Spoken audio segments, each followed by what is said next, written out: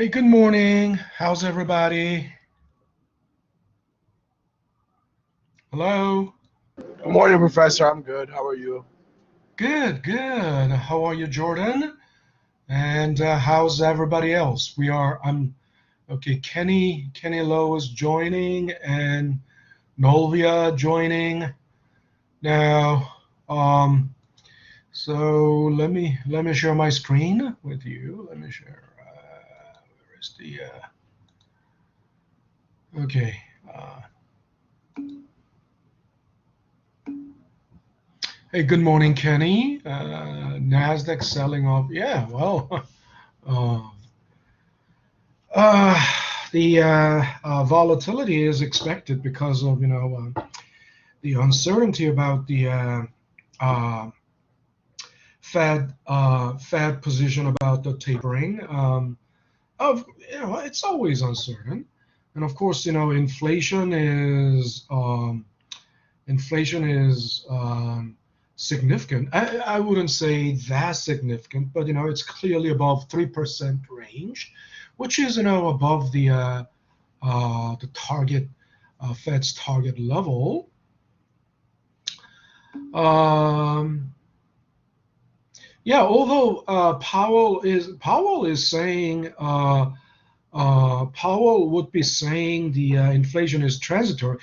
Of course, the high inflation is um, uh, depending on the sectors. Some sectors show more inflation than other sectors, but overall, it is about above 3% range. That's already higher than the Fed's target level. Um, but the fact that we already saddled with higher inflation than the previous years is quite obvious, and it's clear from the data. Uh, yeah, Kenny, if you can use the microphone, right? Uh, the target of the Federal Reserve used to be 2%. And since it is about 3% now, they will have to, I mean, if Powell really believes, if Federal Reserve really thinks it's only transitory, they wouldn't really make adjustment to their target rate. Um, I don't know if they decided to make a target change to a target level, but uh, if they are making changes to the target level, then that clearly means um,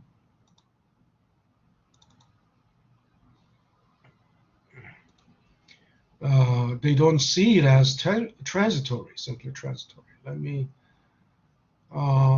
So what brought us to this? Um,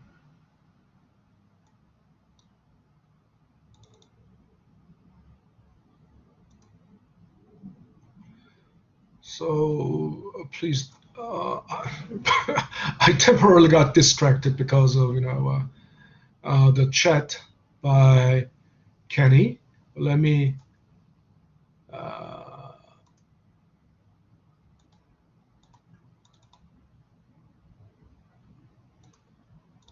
let me show you what I'm let me show you what I'm talking about. Okay, let me share my screen.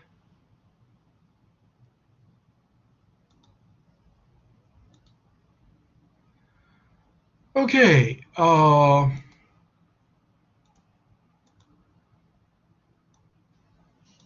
right, so you should be able to see my screen, and let me show you what this is the inflation data, basically CPI, Consumer Price Index. I'm kind of making a jump here. Since 1997, and these are like CPI over. Uh, think about it. CPI. We don't have August September data, but first half of the year. Look at the first half of the year, right? 2020, first half of the the CPI first half of the year, first half of 2020 was 257, and the CPI for the first half of 2021 is 266. And then, so over 1 year, right, since the first half of 2020 and until the first half of, end of first half of 2021,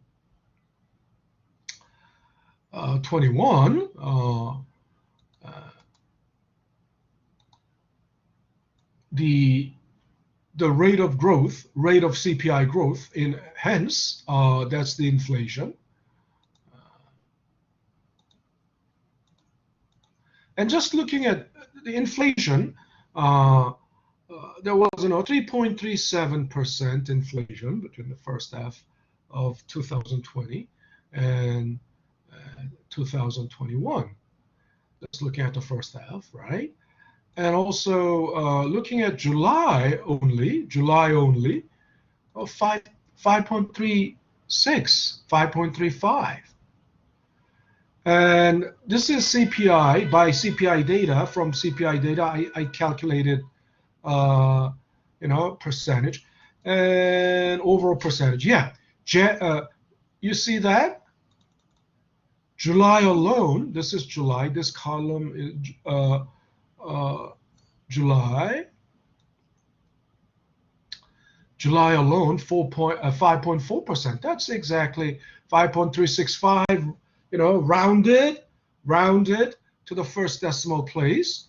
That's it, right? And first quarter, first half of the year, rounded 3.37, rounded, right? 3.4. Look at the food alone, food. And it's interesting that food only grew 3%. This is, of course, food is more stable. Food is more inelastic because everyone should understand the demand for food.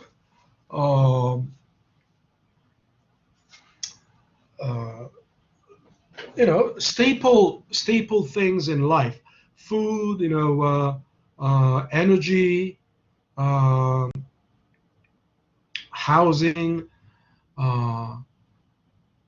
food, shelter, clothing, and transportation, and of course shelter includes, energy as well, because heating home and air conditioning, climate control, that costs, huge chunk of household expenditure. But it is also, inelastic relatively, because you cannot cut down on food just because the prices go up drastically. You cannot cut down on heating, and of course, if you're if you're really poor, you can't afford to heat your home. You can't. But generally, people, you can cut down. You can cut down on something like Broadway shows. You can cut down on something like jewelry. You can cut down on something like fancy goods, expensive clothes, signature brands. You can cut down on that, right? When things go bad, you can cut down on that. I can live without Broadway shows. Actually, I don't even need them at all. Of course, the actors and artists, will hate me for saying that. But I don't need that much entertainment. I can entertain myself, endlessly with just data. With doing stuff like this, I can entertain myself. And I can entertain myself reading, columns of New York Times, or reading, columns in Wall Street Journal. I can entertain myself. I don't need entertainment like, HVO, all those to me, those are really dispensables, right? But food, shelter, clothing, those are indispensables, right? So they are inelastic, and because they are inelastic, um, the prices don't change that easily. And even if the price changes, demand doesn't fall. Even if the price goes up, demand doesn't fall that easily. But anyway, this is quite different from my actual experience because um, uh, I do grocery shopping, probably bi-weekly or bi-weekly, and it's my wife who does that. I just I pick up the tab, right? I just pick up the tab. My wife's been saying that the price of grocery has increased by about almost like 33%, compared to last year. And that must be, in some cases, that must be true. In some items, but not across everything. Um, and it's also seasonal. I mean, also there is supply chain. You must have heard of supply chain uh, issue because of the global supply chain, uh, the shortage in global supply chain, or shortage or lack of a lot of things are more expensive on the supply side. So that also has to do with the increase in price. But let take a look at the energy. This is CPI, energy sector CPI, but this is percentage. Look at the energy. First quarter alone, 14.3%. I mean, this, and then July alone, 23.8%. Yeah, gas has gone up. A lot of, and energy is not only gas because heating home. I mean,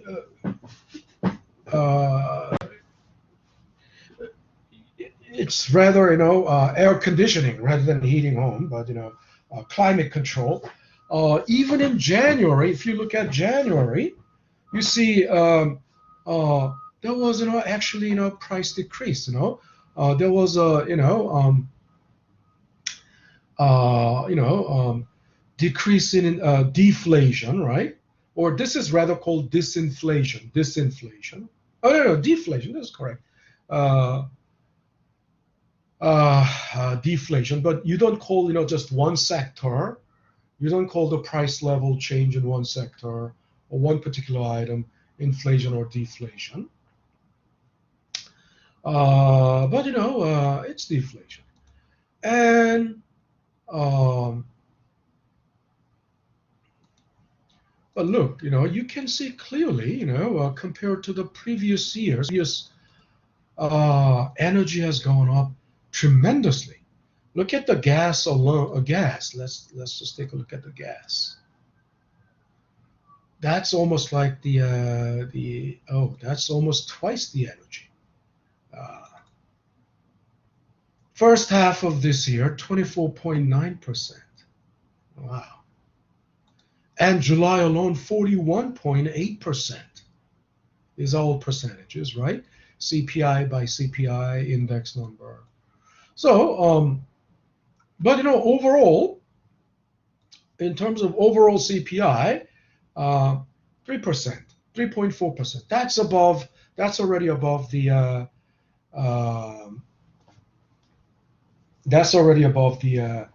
target, Federal Reserve's target.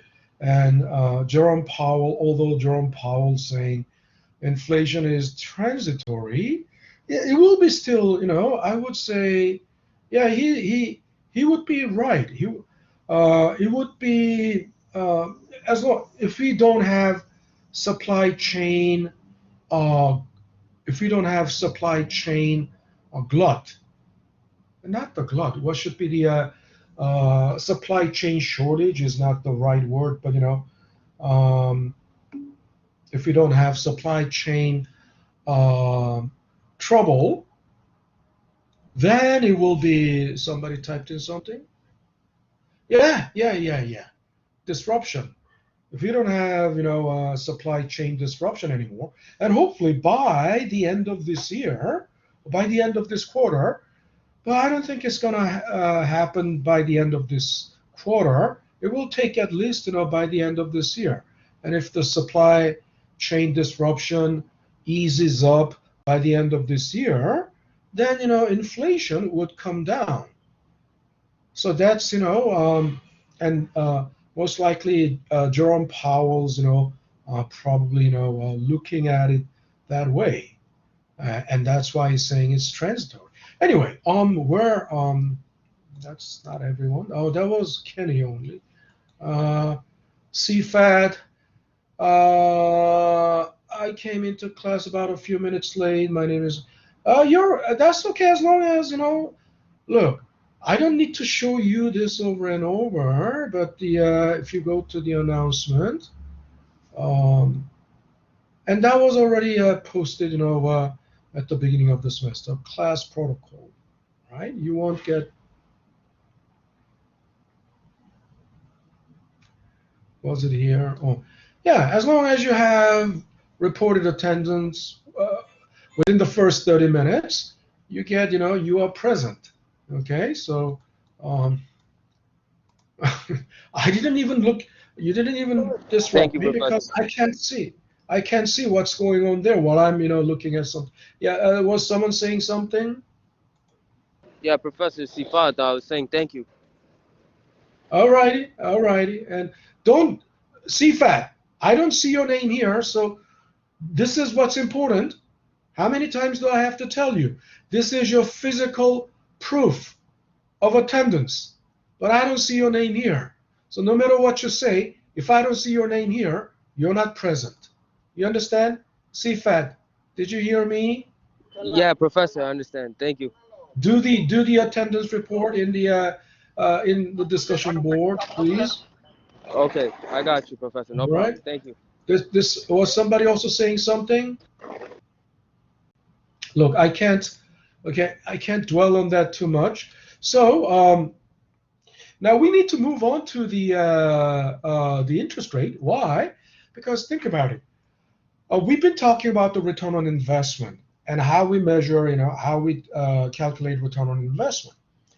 And of course, we talked about geometric average, and in the main lecture, I still need to tie up the loose end of that lecture. I mean, there is still something to be discussed, but it is all done in the main lecture, right? I've been telling you, collaborate session is not the main lecture. This is only the review. So I already discussed. I talked about everything. I explained everything in the main lecture, right? The main lectures being, okay, Natalie. Natalie, you have a question? Yes, sir. Good morning. Good morning, Natalie. Yeah, go ahead. This is quite a lot in 3 weeks, just compared to my other classes, I guess. And I enjoy learning and stuff. But I have a question. So the practice test was 20 questions, and after taking the test, I was like, wow, that was actually way easier than I thought it would be. Oh, it was easy. It was easier than what you thought. I thought it was gonna be like 100 questions. You No. Yeah, I thought it was gonna be ridiculous, but no, it was easy. Like half the questions were just words, and then the other half were like like Excel stuff and stuff I need to brush up on, and it gave me a really good idea to like the kinds of questions you would ask and stuff. Yeah, but, good. Our midterm, Could you tell us how many questions? Is that like a 50-question test, a 100-question test? No, Would we no, be no, no, faced no, with no, a no, big no, question test? no. Um, no. The maximum usually, I give 120 minutes, and the maximum number of questions for 120 minutes would be no more than 33. Okay, that's Okay, digestible. and All this right. was just a practice test, and there will be another practice test, which will be, only multiple choice, but it will be, there will be 50 questions there. But if you found this easy, very good, because everything was, as long as math part is very straightforward. As long as you understand the math, there's nothing to worry.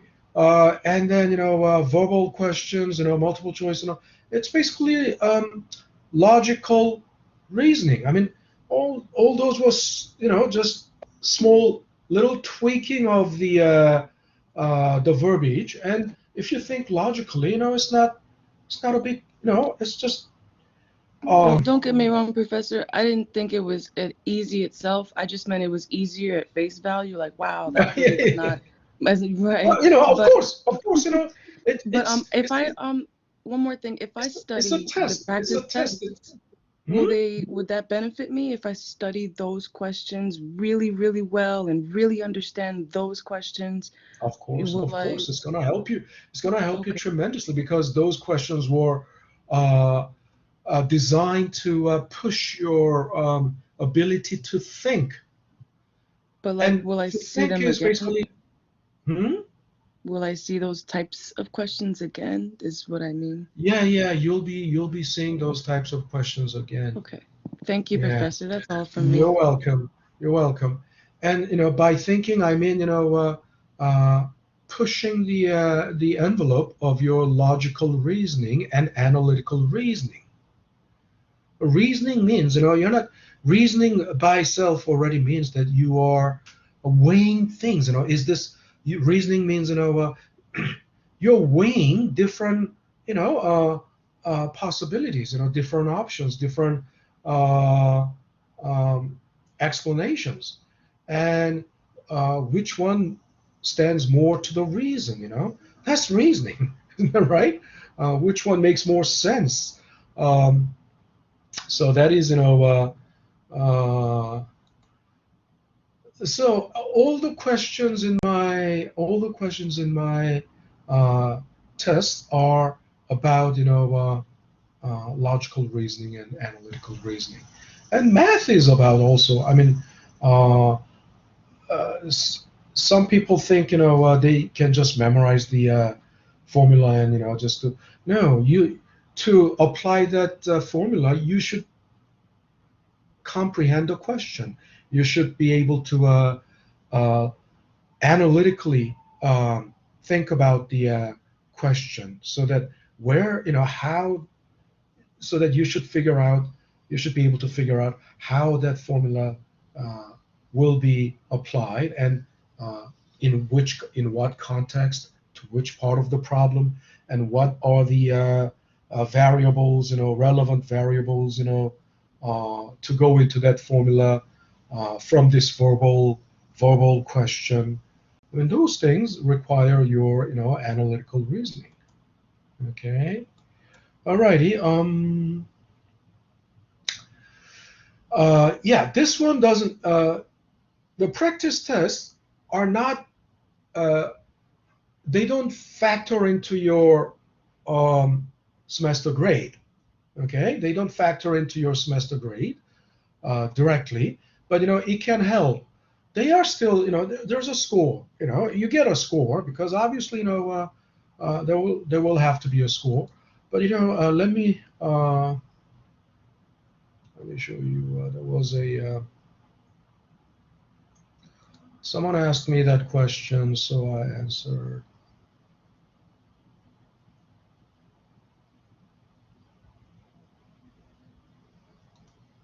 Okay, I think this is okay. Do you see?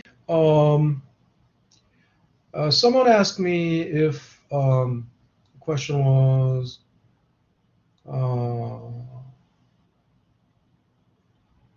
Does graded for self-assessment mean that it will just help teach us what we don't know for actual tests in the future? And my answer, although this assignment was originally issued only as a practice, it can also be used as a basis for extra credit, makeup, or for supplementing the lower score if, that means if and only if, right? If and only if necessary for those who fall into at-risk region, which is below B minus at the end of the semester. So let's say at the end of the semester,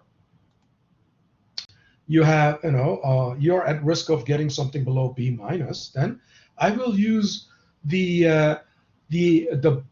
average of all the practice tests. And also, we are not into Connect yet, but from chapter 2, we'll be into Connect. And there are chapter problems in Connect. All those chapter problems will be assigned automatically, when, at, a scheduled date. And if you do these practice problems, and those,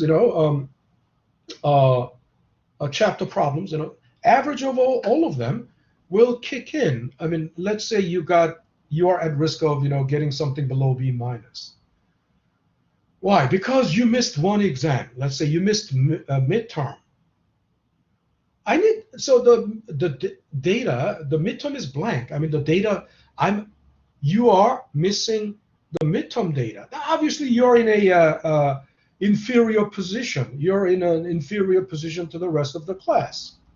Now, obviously, you will be at risk of falling below B minus. Then in that case, I will use the average of all those practice problems, chapter problems, and use that. We'll use that to substitute, right? The midterm was missing. I will substitute that for midterm. And then, you are at risk of falling below B minus because, you did very poorly on one exam. Let's say, one of, I will only, if you did all 4 exams, but your one of them was very low. Let's say final was very low, and or midterm was very low, and that was the main reason you are falling below B minus. And of course, I will only then I will apply, and I will see if the average of all the practice problems are higher than the lowest exam score. And if your midterm was the lowest, and it is even lower than the average of the all those practice problems, I will replace it with the better one. The the average of the practice problems will replace the lowest one, whatever is the lowest. That will it may not push it up drastically, but it will still push it up even marginally. And by grace of that marginal effect, if you're marginally below B minus, and you deserve, I mean, by that, if it pushes you up above B minus, then it's definitely worth it, right? Why only B minus? Why is the B minus the criteria? You know what? If you transfer, let's say if you transfer later to Baruch or City College or NYU or wherever, only the grades above B minus will be accepted for transfer, right? The grades below B minus are generally not transferred. So that's very critical. Of course, even if you got C, and if it pushes up marginally, it will get you to C plus. It may not get you to B minus. right? You can't expect a miracle like that, because your grade is a cumulative result of all your efforts and all your doings, right? So if you are not, if you didn't do consistently, if you didn't do well, you can't expect to be, in good, grade range, right? By fluke, you did, you've been doing, consistently well, but, by fluke, you did, not well in one exam. I mean, something like that can be, something like that can be ameliorated, ameliorated by the average of all these practice problems. And uh, but if you're already above B minus range, it's not gonna kick in. Okay, I'm not gonna. It's only for. But if you're then, if you're above B minus, and uh, I've done all the. Well, look, I've done all those practice problems, chapter problems. Don't I guess? No, look, you got better. You got, if you got, let's say, B plus, or if you got A minus, you got those grades because you've done all those practice problems. So it's already a reward, right? It's already reward in itself, right? You're, without doing those practice problems and chapter problems, you might have ended up with lower grade. So if you ended up with A or A minus or B plus, you already got your credit. I mean, you got the reward. You already got the reward of your own, own studious work. Your own, you got the reward for your own studiousness. Okay. And I also consider, if people are marginally below certain grade level, for example, you got B plus, but you are marginally, really marginally below A minus cutoff line. You are like, within zero point 0.5 point margin, right? You're just below, like, you're just below 0.4, 0.3, below the cutoff line for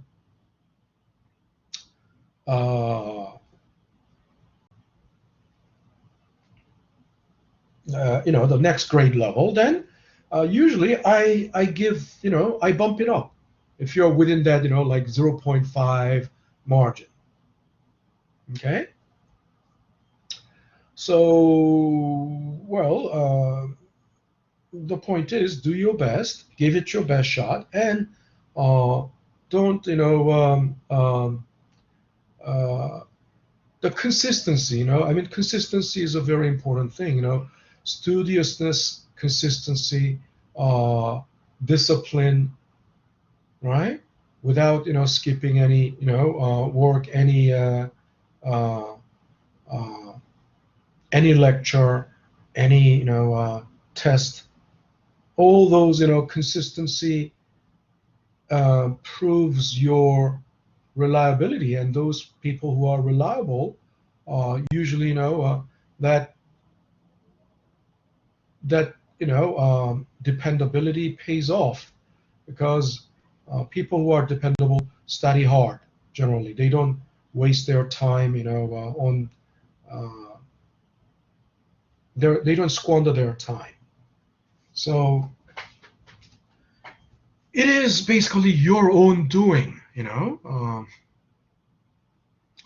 and sometimes I get, at the end of the semester, after the semester, I get a lot of, not a lot of emails, but, a couple of emails that say, Professor, you gave me this grade, and I think I deserve it. Look, you can't say that. I didn't give you the grade. You earned that grade. The grade is the result of your own doing. How can you say you deserve better? I mean, you made it. Right? It's the result of your own doings. If you deserve better, then you must have done better. You should have done better. Right? Deserve, you don't say deserve just without any grounds, because you must, if you want an output of 10, you must have put in the input of 10 too. Then you can say you deserve 10. But you deserve, your input was only 1. You input only 1, and you can't expect output of 10. You understand? Huh? And if you just input 1 and expect output of 10, you can't say you deserve 10. You understand? It's only the cumulative result of your own doing. All righty. So okay, and so the interest rates. The reason we are talking about interest rate is because interest rate is the most basic return on investment, right? The reason I'm saying it's the most basic is because it's the return on your money without any risk. Now think about it. All investments involve risk. All investments involve risk. That goes without saying. Because if you buy stocks, there's clearly the risk. And the risk is basically the volatility of the return.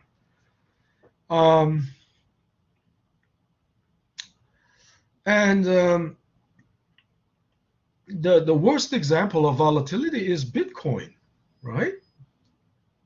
And first of all, Bitcoin has no basis, no underlying asset at all. So first of all, it is nothing but a Ponzi scheme. If you think about it, it's a Ponzi scheme. Why? Because Ponzi scheme is nothing but a game of a bigger fool, right? Only the bigger fool buy. A pyramid scheme is exactly Ponzi scheme. And if you think about the pyramid scheme, you are in a pyramid scheme. There is a bigger fool who puts money into.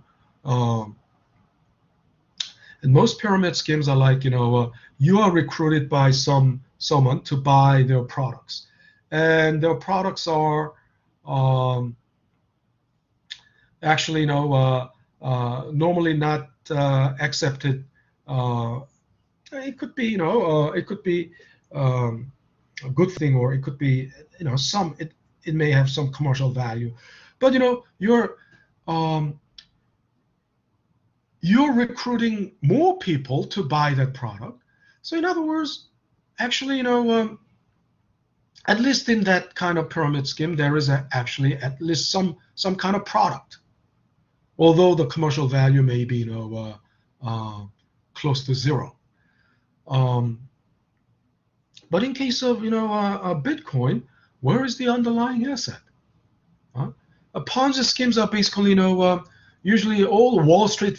I would say, all Wall Street asset managers, portfolio managers, are engaged in some type of Ponzi scheme at some point, at one point or another, and it's only a matter of not getting divulged, not getting caught, right? When you get caught, then you're lucky until it bursts. But once it bursts, you become the next, Bernie Madoff. Okay, does anyone know who Bernie Madoff is? He was a Wall Street asset manager. He was, operating his own fund. And what he did was, he had reputation in the early years. In 1980s, he had reputation. 1990s, I believe Bernie Madoff. What happened to Bernie Madoff was, Bernie Madoff issue, the fiasco or blunder, happened in early 2000, I believe, early 2000s. And what happened was, he was because throughout 1990s he earned reputation for a good fund manager. he had, his own clients, and his clients um, got their, promised returns, and got their money back. So they all trusted it. That built, but think about it. This is nothing but, by 2000s, this what actually happened was Bernie Madoff didn't make a profit all the time. His returns were most of the times negative.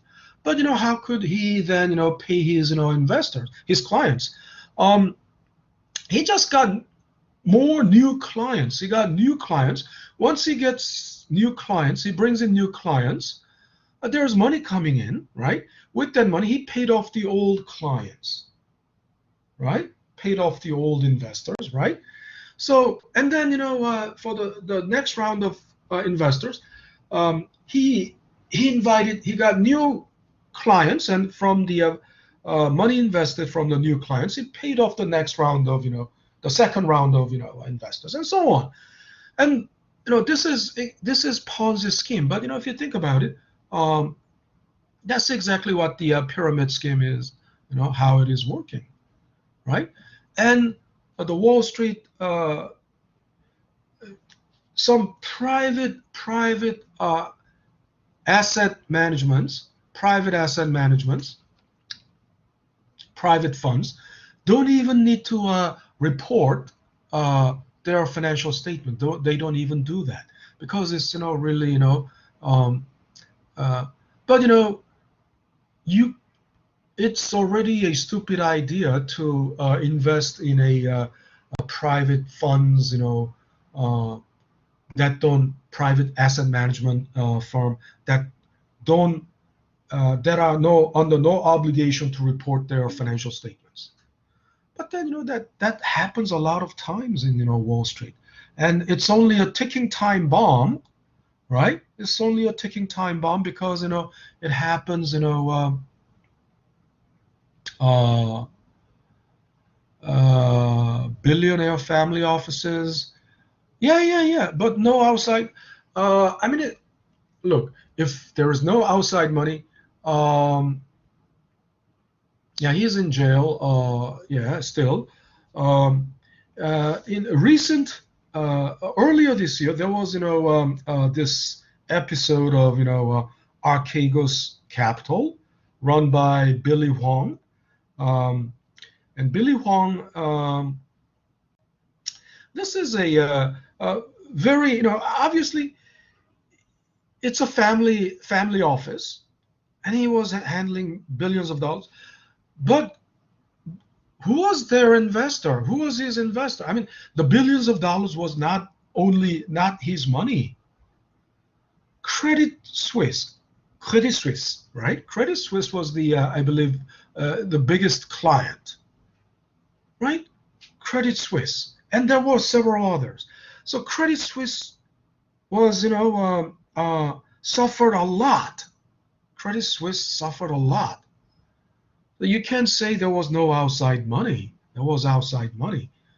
There was Credit Suisse was their main major client. So and then the Billy Wong made first of all, this is the problem with these private asset managements like Billy Wong from the articles that I read. Went to UCLA. He got his MBA in UCLA, and he worked for some asset manager, famous asset manager back in the 90s, I believe, and he made a lot of money. Um, uh, uh, he alone, on his own, by himself alone, he made like probably billions of dollars, or not sure, hundreds of millions of dollars. So he opened. So once at one point he was, high roller, right? A high roller. Um, but just because you were successful once doesn't mean that it will be, you can beat the market persistently. Just like, Bernie Madoff. Bernie Madoff was successful at some point, but no one can beat the market consistently and persistently. At some point he loses big, and then, he has to, he does, basically Ponzi scheme, right? So, and another thing was, this, and this is, Billy Huang's, personal side, private side, because it's such a esoteric, unknown asset manager. Yeah. Kenny, I think you did a lot of research on him. He was a South Korean. He was a South Korean second generation immigrant, and a lot of South Korean, a large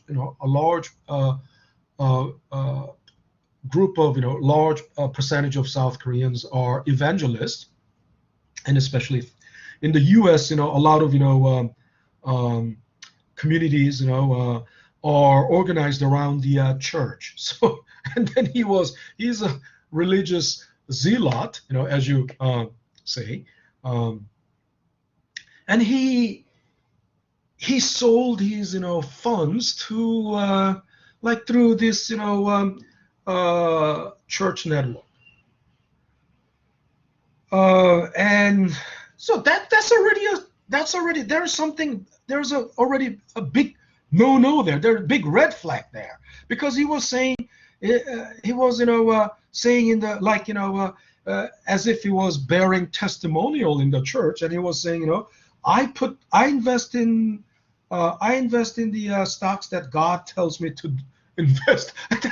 That's already that sounds already phony there. I'm sure God wants you to be, happy and, wealthy. I don't think there's any, one God, if there's, one Jehovah, or, Yahweh, or, Allah, or one, universal God.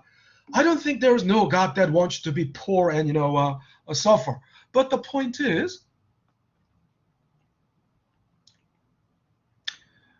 yeah, zero risk management, mentality. So this is already a red flag, when you say, I'm sure God wants you to be happy, but, God doesn't tell you to invest in, XYZ stock. If God tells you to do that, I think God told Moses to invest in Apple. I mean, God must have told Moses, tell your posterity, posterity to invest in Apple. 5,000 years later, right? 6,000 years later, there will be a company called Apple. Tell your posterity to invest in Apple. No, God doesn't tell you that. If you are religious, I'm not religious. But I respect all religions. I'm really what I'm saying. I'm Catholic, but I'm not like I don't believe that that's BS. So look, I digressed a lot, but don't. This is why you learn finance, because you don't trust asset managers. You don't trust Wall Street asset managers. You shouldn't trust star portfolio managers, because they beat the market one or two times, but they can't beat the market consistently, right?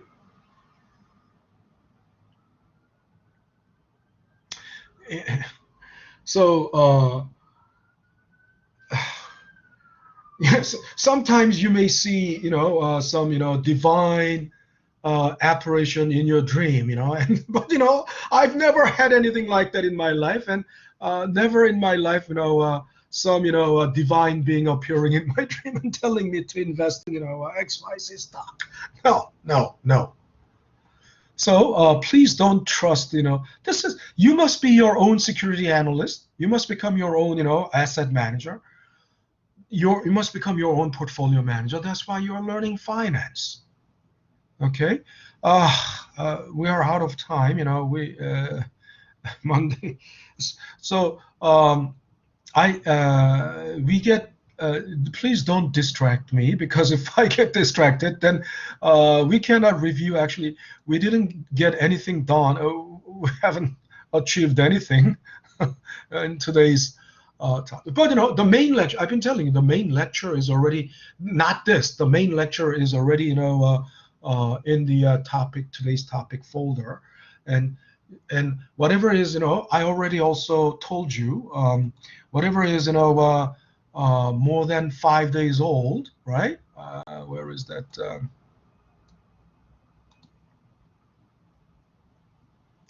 Whatever is more than 5 days old,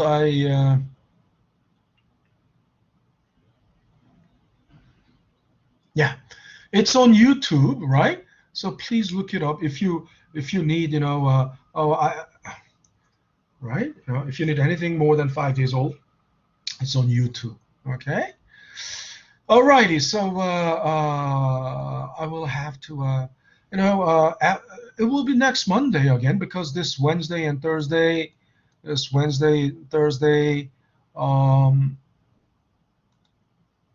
have another, holiday.